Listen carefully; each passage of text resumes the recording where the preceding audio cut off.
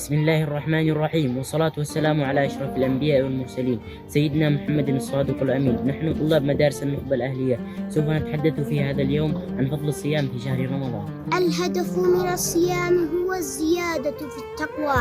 قال تعالى: يا أيها الذين آمنوا كتب عليكم الصيام كما كتب على الذين من قبلكم لعلكم تتقون.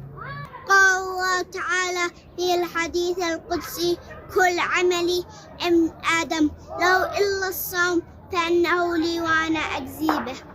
قال رسول الله صلى الله عليه وسلم: إذا كان يوم صوم أحدكم فلا يسخب ولا يفسق، فإن سابه أحد أو خاصمه فليقل إني صائم.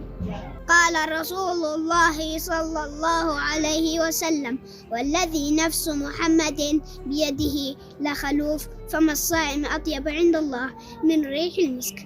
جاء رجل إلى رسول الله صلى الله عليه وسلم فقال: مرني بأمر آخذه منك. فقال: عليك بالصوم فإنه لا مثل له. الصيام والقرآن يشفعان للعبد يوم القيامة، ويقول الصيام: ربي إني منعته الطعام وشهوات في النهار فشفعني فيه. ويقول القرآن: ربي إني منعته النوم بالليل فشفعني فيه فيشفعان. قال رسول الله صلى الله عليه وسلم: من صام رمضان ثم أتبع 6 من شوال فكأنما صام الدهر كله.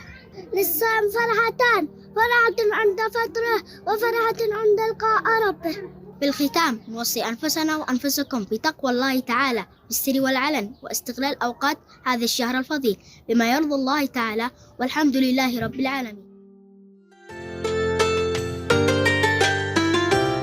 ما الهدف من الصيام؟ للإجابة على الأرقام التالية.